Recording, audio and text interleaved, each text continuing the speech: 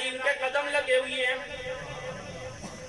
جو گئے ہیں انہوں نے دیکھا ہے, جو نہیں گئے انہوں نے بھی دیکھا ہے. آج کل دنیا دور نہیں رہی, ہر چیز آپ کے سامنے آ چکی ہے. ایک پتھر کے اوپر حضرت ابراہیم کے قدم ہیں. مجھے بتائیں حضرت ابراہیم صرف ایک پتھر پہ چلے تھے؟ ایک پتھر پہ انہوں نے پاؤں رکھا ہے جو وہاں نشان بنا ہے. علماء مفسرین نے لکھا, فرمایا جب حضرت ابراہیم خلیل اللہ نے خانہ کعبہ کی تعمیر مکمل فرمائی, اس وقت اللہ کی بارگاہ میں دعا کی, ربنا وبعث فیہم رسولا منہم یتلو علیہم آیاتک ویعلمہم الکتاب والحکمت ویزکیہم. مولا تیرا گھر بنا دیا ہے, اب آباد کرنے والا بھی بھیج. تیرا گھر تعمیر کر دیا ہے, اب اس کا امام اور خطیب بھی بھیج. مسجد جتنی بڑی ہو جائے, جب تک امام خطیب غیرت مند نہ ہو مسجد آباد نہیں ہوتی. مسجد جتنی اعلیٰ شان ہو جائے, جب تک امام اور خطیب حضور کی نوکری نہ کرے مسجد آباد نہیں ہوتی. مسجد اعلیٰ عمارت کا نام نہیں ہے, مسجد میں رکھے ہوئے ممبر کی بات ہے. حضور کے ممبر پہ بیٹھنے والا حضور کا نوکری کتنی دے رہا ہے. لہذا میرے آقا کریم کے بارگاہ میں حضور نبی کریم صلی اللہ علیہ وآلہ وسلم کے بارے میں حضرت ابراہیم نے دعا مانگی, مولا تیرا گھر بھی بنایا, اب امام بھی دے. تیرا گھر بنایا, اب خطیب بھی دے.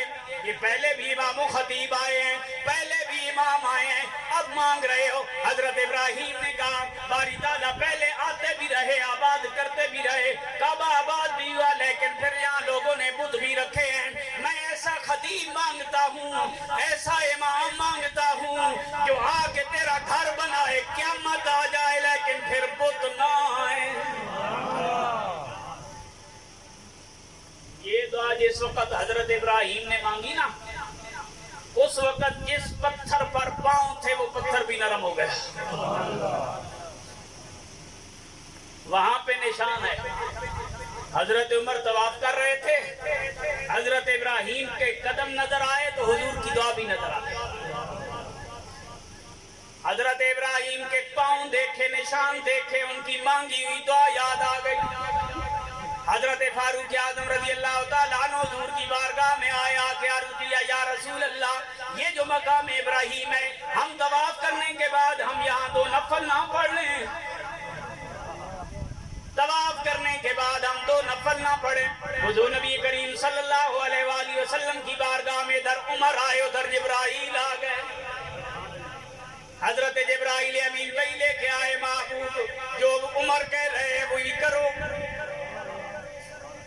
حضرت عمر نے صلاح پہلے دی, فوراً آیت نازل ہوئی. یہ ایک مقام نہیں ہے, امام جلال الدین سیوطی رحمۃ اللہ تعالیٰ علیہ نے 22 آیتیں لکھی ہیں. 22 آیتیں ایسی ہیں کہ حضرت عمر نے مشورہ دیا, اس مشورے کو اللہ کریم نے قرآن کی آیت بنایا. بتانے کا مقصد یہ ہے کہ حضرت عمر کوئی مولوی کا نام نہیں, کسی پیر کا نام نہیں, کسی محدث کا نام نہیں, کسی فقیر کا نام نہیں, اللہ کے ایک محبوب بندے کا نام ہے جن کو میرے آقا نے اللہ سے دعا کر کے مانگا ہے. حضرت عمر اس بندے کا نام ہے جن کے بارے میں حضور نے فرمایا میرے بعد کوئی نبی ہوتا تو عمر نبی ہوتے. حضرت عمر اس بندے کا نام ہے جنہوں نے 22 مرتبہ صلاح پہلے دی, آیت بعد میں نازل ہو گئی.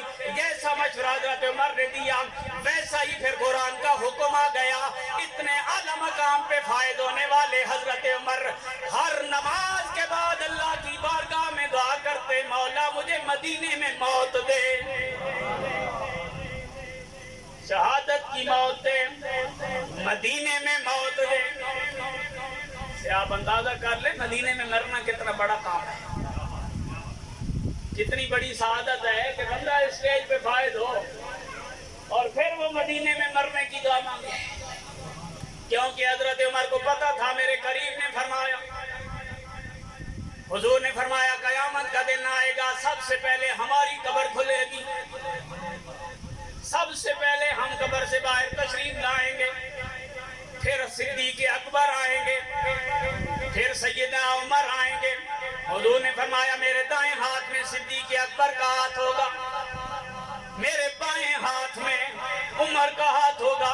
علماء تشریف فرمائے, حضرت عیسیٰ بعد میں تشریف لانے والے ہیں, دنیا میں زندگی گزارنے کے بعد، شادی کرنے کے بعد، اولاد ملنے کے بعد جب وصال فرمائیں گے، حضرت عیسیٰ بھی اسی جگہ پہ دفن ہوں گے حضور کے مزار کے ساتھ، لیکن قیامت والے دن حضور کے ہاتھوں میں جن کا ہاتھ ہے وہ صدیق اکبر فاروق اعظم